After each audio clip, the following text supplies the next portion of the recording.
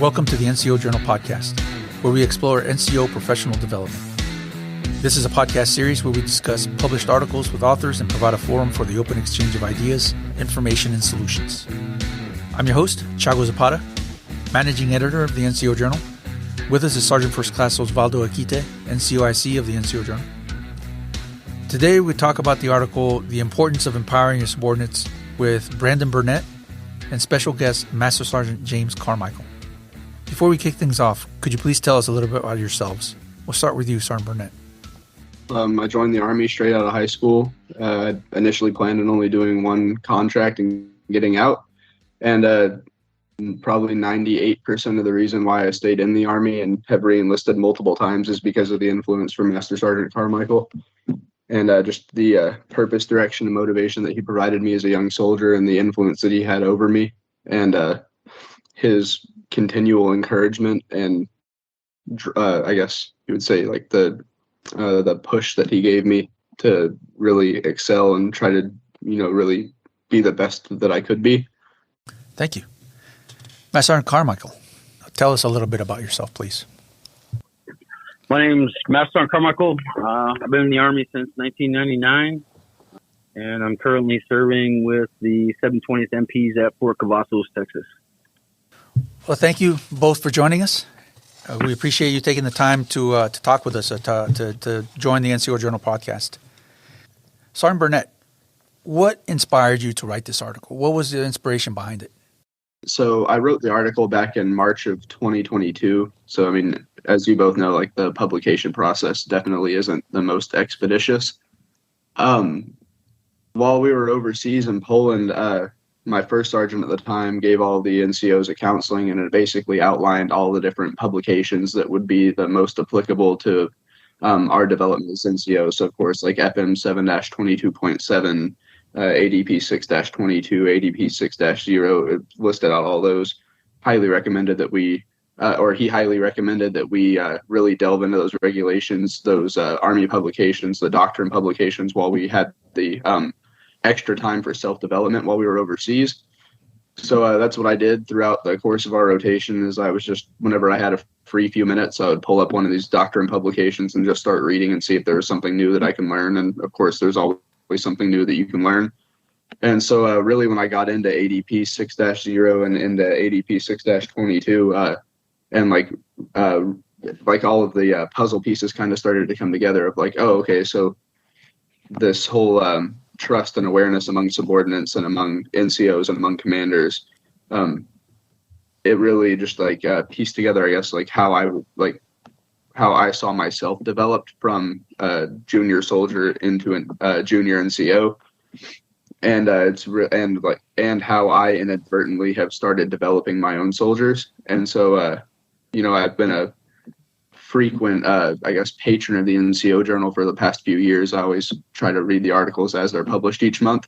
And so whenever I was looking at the submission guidelines for articles and article topics, I saw topics on there for lessons learned in leadership. So I figured, I've taken in a lot of information from the publications, and I felt like it was something I could do to give back to the NCO Corps, to write a quick article or a short article, I guess, and kind of provide some more personable insight into the topic. Yeah, Sergeant Burnett, in your article, you talk about some of the leaders having a hard time of turning loose of the reins. And so since we have Master Sergeant Carmichael here, I just want to ask you, when have you had a hard time letting loose of the reins? Because I know I have. Sometimes I don't trust my soldiers enough, I guess, and so I have a hard time loosening the reins. But yeah, you hit it right. You hit it right on the head there. I mean, it's a trust thing that we have with our soldiers. I mean, it all starts to getting to know them in their reception integration, and trying to find out what they're made of and what makes them tick. And I think it will make you a better leader doing that, getting intimately involved in their life details. And if the soldiers if they're not receptive to that, then that element of trust isn't there. And then as far as the trust, I'm the same way. If I can't trust them, I don't let go. I have to be involved in it. And with a lot of my soldiers now, since the development of the Golden Triangle, we sit down at the end of the week and we have, I just called it, I don't know, it's a get to know you exercise where I put my whole platoon into a big giant circle, and then I go into the middle first off to get the ball rolling. And I tell them, details that I want them to know about my life, where I'm from, what my background is, what I've done in the Army, where I've been in the Army. And then I turn it over to the next person in the circle, and then everyone has a chance to know a little bit about everybody. And I think that's where your foundation starts. If you can find that you have at least a couple things in common with your soldiers and your peers, then you'll be able to talk to them and relate to them better. And once you do that, that element of trust strengthens, and then those reins come off and they come away. And then when I put them to task, I don't have to check on them 3 or 4 or 5 times during the day. They know my intent, what I want done in the motor pool, and then they execute and they get it done in the best motivated way that they can. I think you have to give them a chance to fail. You don't learn. I mean, you learn from failure. So there's a potential, and that's what's scary. And one of the things that Sergeant Burnett talks about in his article is that it is scary to let go of the reins and let the young subordinate take charge, because there is that possibility of failure. But without failure, there's no growth. I Sergeant Burnett offline about this the other day, and then I told him about my first NCO that I had when I was a private coming into the Army, and he was always there over my shoulder watching me, and he was quick to tell me that I failed, but he was never quick to tell me, that any praise or worthiness like that. So, and I think that's another thing. You're right. You do have to let them fail, but people don't like to fail. Soldiers don't like to fail. And, give them the correct guidance and things that they need to succeed, and they'll get you to where you want to go in your career, and they'll get to where they need to be in their career. Sergeant Burnett, in your article, you mentioned that you like the autonomy and kind of that mentorship that Master Sergeant Carmichael provided to you. What about that was it that you enjoyed about it? I think it was just I think what I enjoyed the most about it was not necessarily being able to be an individual, because in the Army we're not an organization of individuals. But it was more of the trust that he had in me, that he could set me to a task and be like, this is yours, take ownership of it. Here's the purpose and the direction. And now I need you to go forth and accomplish this. And it made me feel like an important member of the team, that, okay, I get to take charge of this. I get to decide how this is done. And then I get to report back at the end of the day that this was successfully completed. Were you ready for some of those tasks that you were given? I would say probably not at first, or at least I didn't think so. But I think that's the brilliant part about having NCOs that are charged with like the development and mentorship of their soldiers, is that even though I didn't think I was ready for something, my NCO thought that I was ready. And in doing so, he empowered me to be able to take charge of that situation or that tasking. And then it still got completed. So even though in the beginning I thought I wasn't ready for it, he knew that I was. And then he allowed me to see the success for myself. Just a quick question based on one of the things that Master Sergeant Carmichael just said too. Did he give you praise on occasion when you did something right? Was he there to say, course. Hey, job well done? Of course. What kind of impact did that have on you as a leader? Or let me take that back. Not as a leader, but as a young developing and a young soldier. I think that it was definitely a positive impact, having like that positive feedback. And I don't think that it was, and it was never in the context of like just an attaboy, like just a pat on the back, like, hey, you did your job, good job. It was really kind of almost more of like, whenever I got the positive feedback from him for accomplishing certain tasks the way they needed to be done, it was really more of like a verbal event-oriented counseling, where it was like he would pull me in his office and be like, okay, back brief me. Did you accomplish what I set you to task on? Okay, and then it was almost like a quick AAR, like what went right, what went wrong with it. Okay, so next time you know that you need to do X, Y, and Z differently to accomplish so that you can still accomplish the task, but maybe more efficiently or more expeditiously. And so I think that it really just provided me like a forum that I could, have an open exchange of information with him. so that I knew that, okay, yes, I did accomplish this the right way, but there's also room for this improvement. But it didn't happen from a point of oversight of him just hanging over my shoulder and at every single point going, hey, you should do this differently, or hey, you should do that differently. Master Sergeant Carmichael, so that's Sergeant Burnett was describing some event that happened a long time ago, but since then you've probably developed your leadership philosophy on some of these things. How has that changed, or what would you say to how you do those things? I can see it change in a broader scope. When I was with Sergeant Burnett, when he was on my team in the shop office, it was the armament for the whole battalion. And then when I got to my first sergeant position, I had NCOs on a broader range, broader scope of things that I had to mentor the same way. So, anything from my ammunition platoon to my fuel platoon and my maintenance platoon, those it wasn't just the younger soldiers that I had to mentor in this. It was, the staff sergeants in the sergeant first class that, they never had that anonymity like we were talking about. They didn't have, people were always kind of micromanaging throughout their career. And I've never been an NCO to manage like that. Like I said, I give you, the tools to do it and my intent and the commander's intent on what to get done. And I haven't really changed my philosophy since then. It's just on a broader scope now with, a broader range of NCOs. You mentioned earlier about knowing your soldiers, your young NCOs, whoever it is who works for you as a leader. So I guess releasing the reins or just letting go of the reins and letting one of them take charge isn't just about letting him do it, but also it's a trust thing that goes both ways, correct? So it's not just you trusting him, but him trusting you, but you trusting him as well. And if you don't trust him, would you release the reins?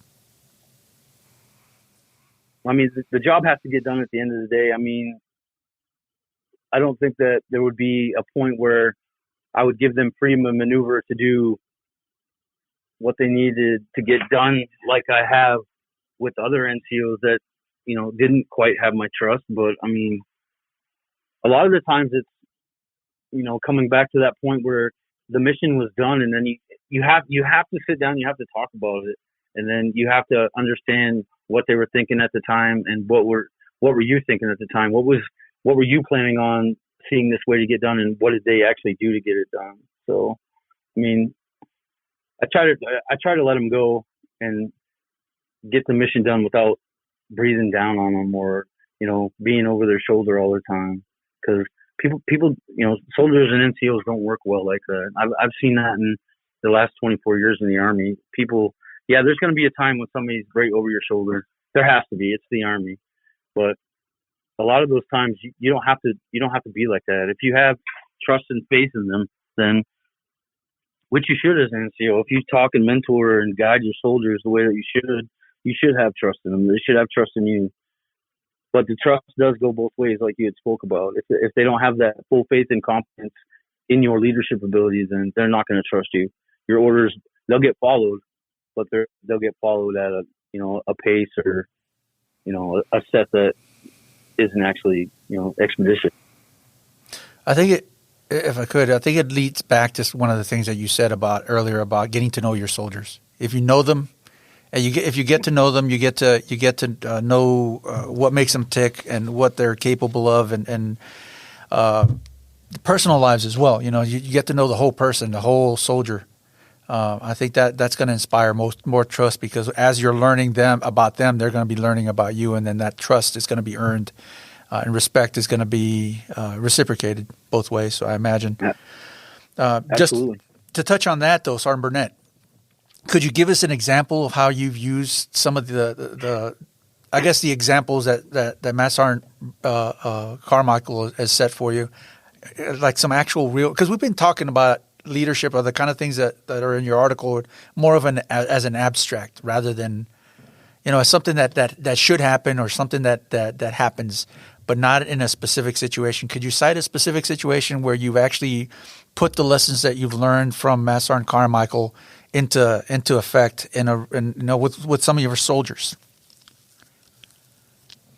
Of course. So I would say this happens almost on a daily basis. I mean, whenever I was running the armament shop and having 4 soldiers that worked under me, and we were maintaining a squadron worth of arms rooms, so 6 different arms rooms, you could say probably 3,000 pieces of equipment between weapons and optics. I can't be everywhere at once. And so because of that, I have to be able to trust my soldiers and know that they'll be able to accomplish the task. So, I have some soldiers that are really good at working on, say, M4s. And so if we have an arms room that has a large number of M4s that have parts that need to be hung on them, then I'm going to take my guy that's good on M4s and task him, hey, you're going to take the team to this company's arms room, and you're going to be in charge of making sure all of these parts get hung and then updating me whenever the service is complete. So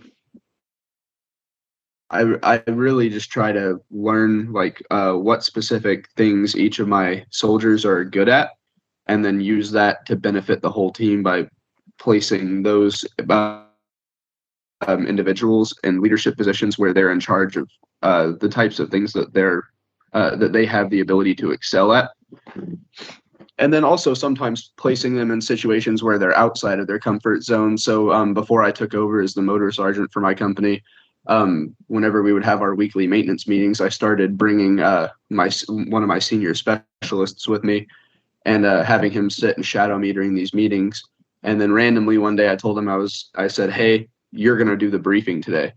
And he's like, what? I'm not ready for that. And I was like, no, you're fine. You'll be fine. You've been coming with me for 6 or 7 weeks now. You know what to say. You know what needs to be briefed. You need to be prepared to take this if I ever have to leave this position, or if I PCS somewhere, or you PCS somewhere and take over your own shop. So you're going to do the briefing today. And so he went ahead, he did the briefing. He covered everything he needed to cover. He had answers for everything that they required answers for at the squadron level. And he got to sit back down and was done with it. And after the meeting, he was like, well, I guess I was ready to, take that next step and do the briefing for this maintenance meeting. Yeah, one of the things we've talked about here already is kind of leaders giving opportunities for soldiers to take the next step, giving them feedback. But one of the other things you mentioned in your article, Sergeant Burnett, is soldiers need to have that introspection, that self-awareness, and look inside. Can you talk a little bit about the importance of that and maybe how that helps you develop as a leader? So I think that I think the introspection goes both ways, and I think that as leaders we have to be able to look inside and self-assess our own strengths and weaknesses, because it doesn't do me any good as an NCO to have the mindset that I'm better than all of my soldiers at everything and be unwilling to try to learn from them, because I think that as a leader you can learn from people that are both on your peer level and above and below you within the Army's hierarchy. And I think as a subordinate soldier that you need to have the ability to look inside of yourself and perform that introspection and see what are my strengths, what are my weaknesses, and then have the humility to be able to go to your NCOs or the other leaders within your company and say, hey, I'm not very good at this. Can you help me learn this better?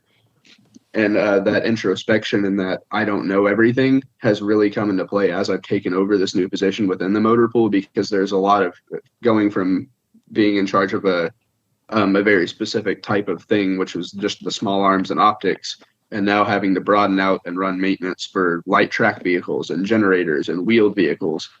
It's a whole new learning curve for me. So I'm constantly going to the other NCOs in my company, or even the privates and the specialists that are wheel vehicle mechanics or track mechanics, and asking them to explain something to me or to teach me something or to help me to be able to speak intelligently on these issues that we're having with these vehicles or these pieces of equipment.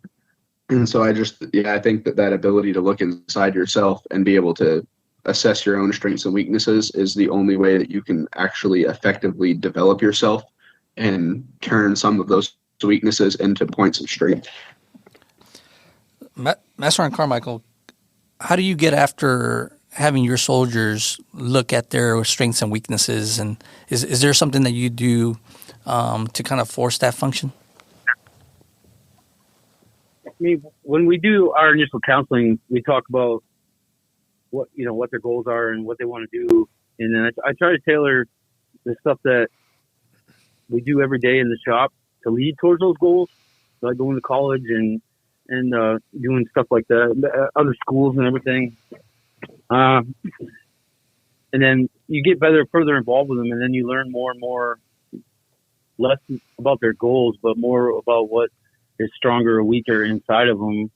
But just being there with them every day. I mean, if you're not down in the dirt and the mud with them, struggling and the same as they are, if you're always sitting in an office, they're going to be, they're going to see you as some other type of leader that you don't want. But I mean, to get into their strengths and weaknesses, and you really get to know them when you're shoulder to shoulder with them. So a lot of them, they'll open up to you more like that. I've seen when you're down there doing a job with them, you're turning wrenches with them, or you're out on a road march with them, just talking with them. I think they just open up to you more like that. There's the Army's come out with a new assessment tool. It's called Project Athena. I think they're going to be renaming it sometime soon. Matt Sergeant, you're probably going to get to see it whenever you get to go to the Sergeant Major Academy for when you're getting ready to pin on Sergeant Major. But it's a battery of tests, of assessments that allows NCOs to assess their weaknesses and then to work on them in the long term. So just so be aware of this. If you guys might want to take a look at that, especially you, Sergeant Burnett, because you're kind of early on in your career. And Project Athena is something that might even give you more tools to work on, or to use to develop yourself as a leader and help you develop your young NCOs and young sergeant or young soldiers into leaders in the future. So take a look at that, Project Athena. We have a couple of articles on the NCO Journal that talk all about it. So I would recommend you take a read at those. Sergeant Burnett, what kind of advice would you give to somebody that's kind of in your shoes, that has soldiers, that has to develop soldiers into leaders? What advice would you have for them? Yeah, so I'd say from like a junior NCO perspective, and it might sound cheesy or like a cop-out answer, but really get to know your soldiers. Because if you get to know your soldiers and you get to know what makes them tick, what their strengths are and what their weaknesses are, and what their key development points are, and what they need to be retrained on or trained more in-depthly on to be more successful, then I think that throughout the process of evaluating your soldiers, you're also going to come across, if you have that self-awareness, you'll come across inadvertently your own strengths and weaknesses.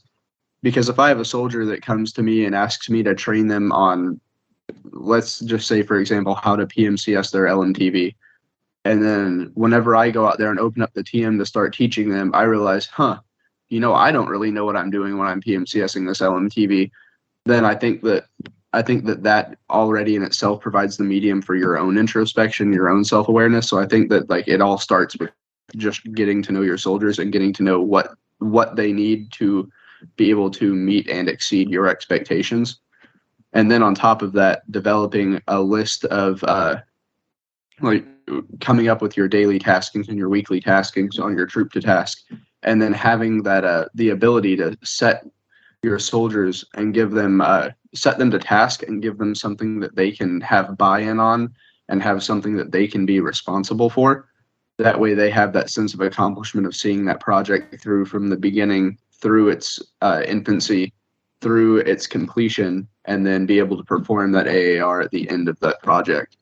And I think that if you just continually do that with your soldiers, with roles that have increased responsibility and increased impact to the unit's readiness and the unit's mission, then I think that will end up paying dividends in the end whenever they go on to become NCOs.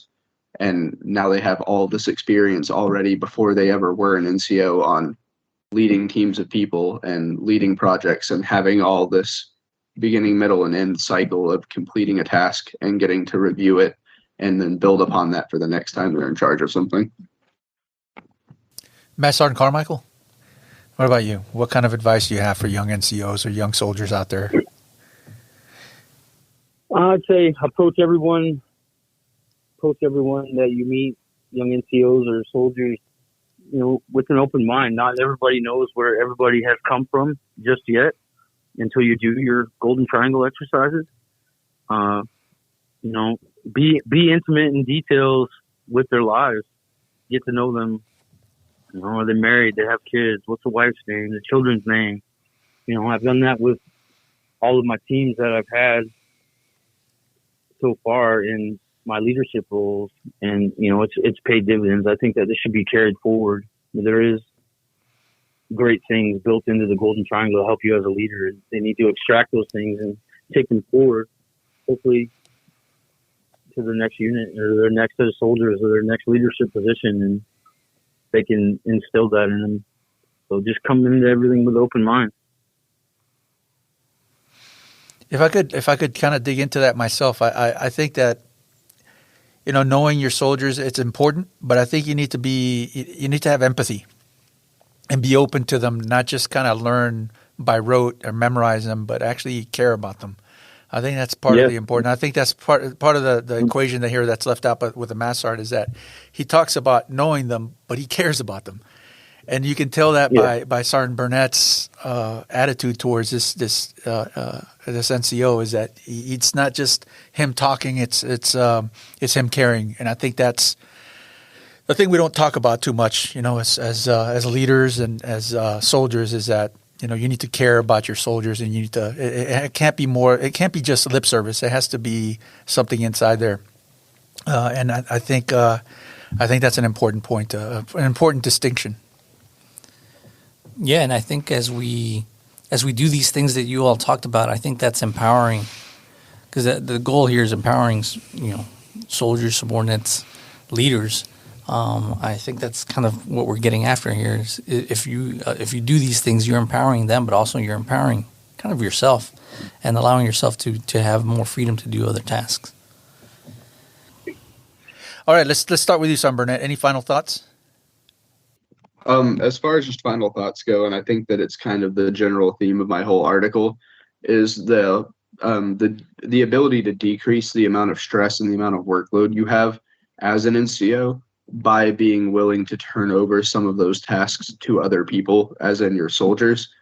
And it's a mutually beneficial thing to be able to turn them over, because not only are you developing your subordinates and developing your soldiers, but you're also alleviating some of that burden that's placed on you, because I think anybody that's been a junior NCO knows that between the additional duties and the daily taskings and the soldier welfare and the barracks checks and the 17 other things that get put on your plate, it's easy, if you don't have the time management skills and the task management skills, it's easy to become quickly overwhelmed with everything that you're responsible for.